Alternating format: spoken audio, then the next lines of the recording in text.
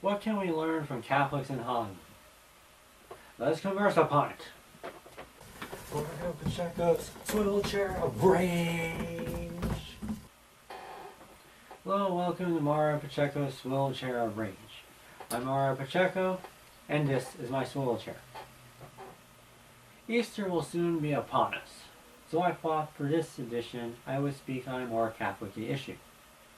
People are aware that Hollywood is not a place necessarily friendly to the Christian religion, Catholicism especially. The population of Hollywood is reflective of the population of America as a whole, so you do find there a fair bit of Catholics. However, there are many different kinds of Catholics, and some are more privileged in Hollywood than others.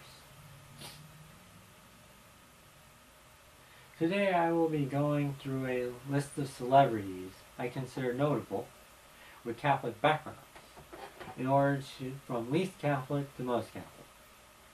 Just to be clear, I'm not proposing to judge anyone. The category they fall into is based on what they have said and what they have done. And I most certainly will not be claiming that someone who calls themselves a Catholic isn't really Catholic.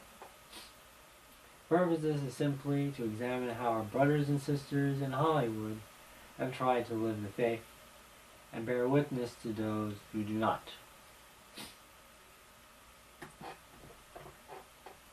So we begin with the ex-Catholics. Among them you will find some of the most recognizable and biggest names in Hollywood. Tom Cruise was raised Catholic and briefly attended a Franciscan seminary with the intention of becoming a priest. Then he moved to Hollywood and became a Scientologist. Yippee! Whoopi Goldberg. Once upon a time, she was a big star. Now she's one of the hosts of The View, where she and her co-host like to knock around the church every so often. Rosie O'Donnell was once raised Catholic. Now she's a lesbian.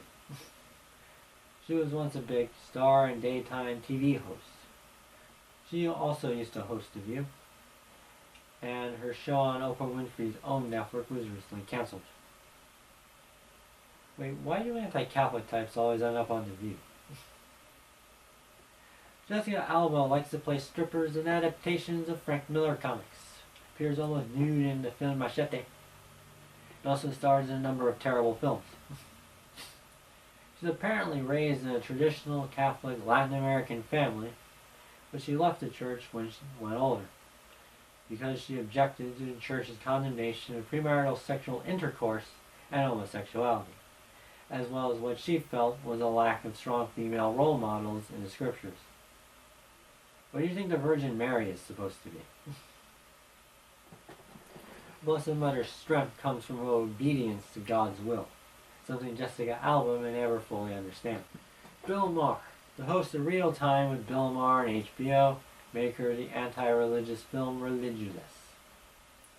He once wondered if he was too ugly as a child to be molested by a priest, since that never happened to him. Well, I know this for certain. You're definitely ugly on the inside, Bill Maher. Now there are the ones I just don't know for sure. Kristen Bell, former star of Veronica Mars and Heroes. She attended a Catholic high school and has spoken positively of her time there. This may have contributed to why she lends her vocal talents, along with 70 others, to the Truth and Life Dramatized audio Bible co-produced by EWTN's Raymond Arroyo. There's a link below where you can check that out if you're interested. Should make an excellent Easter gift.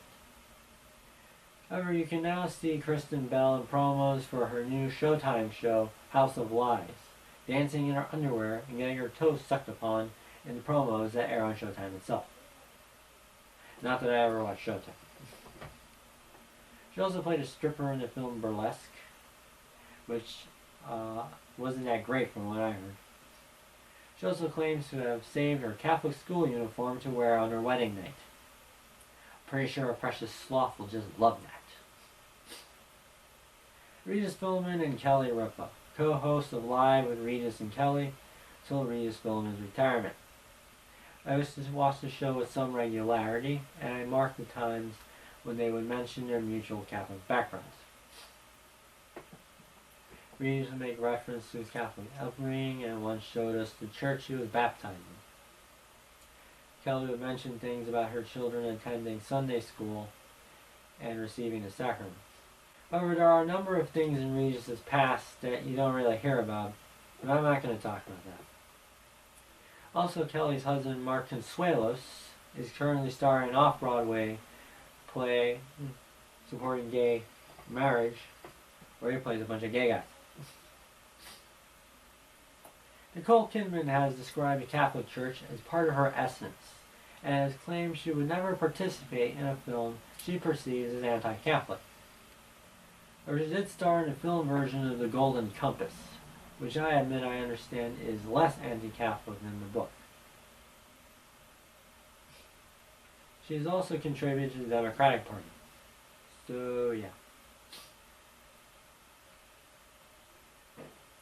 Martin Sheen apparently reverted to his Catholic faith after a series of meaningful conversations with Terrence Malick, director of Sheen's film Badlands. His stage name comes from Fulton, from Servants of God Fulton, Archbishop Fulton J. Sheen. Apparently once met and worked alongside Servant of God Dorothy Day, founder of the Catholic Worker Movement. He even starred as Peter Morin, the co-founder of the Catholic Worker Movement, in the film Entertaining Angels, the Dorothy Day story. He also starred in the Catholic film The Way alongside son Emilio Estevez. He's also pro-life. However, Sheen notably has been involved in many liberal and democratic causes. Jack Nicholson has been in too many films to recount, most notably The Shining, The Departed, and the 1989 Batman movie. He calls himself a lifelong Irish Democrat. Over due to deep personal experiences, Jack Nicholson is pro-life. Now there are those who, though raised Catholic, but are now kind of loosey-goosey, but decidedly on the left-wing or liberal end of the Catholic spectrum. You'll also find here a number of big-name stars. Sinead O'Connor, along with ripping up photos of Blessed Pope John Paul the Great, having a serious misunderstanding of what the vocation God has called her to is. She apparently has no problem begging for someone to have sexual relations with her on her blog. Lindsay Lohan. Beyond her scandalous and criminal behavior, her brief stint as a lesbian, and a number of very bad films, she appeared in a poster for the film Machete, dressed as a nun and licking a gun. Just because it rhymes doesn't make it better.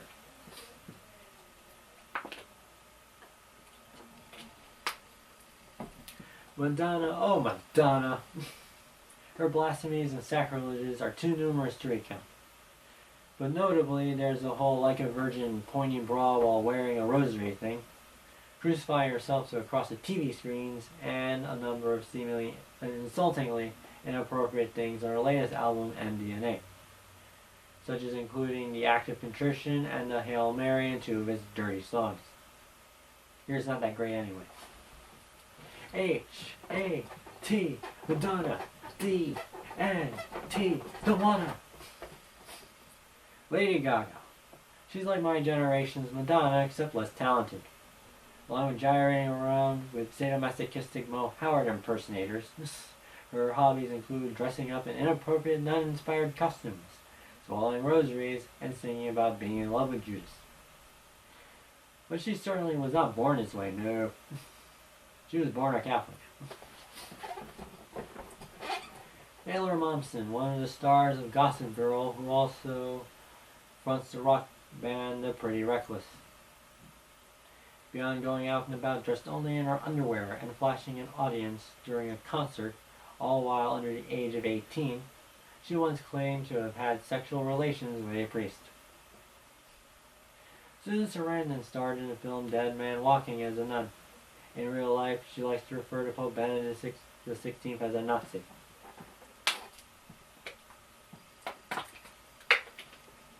Alec Baldwin, star of 30 Rock and a number of films. He is the darling of the Hollywood liberal elite. He was apparently raised Catholic. It was an SNL sketch that mocked the Pope and the Cardinals back in 2002.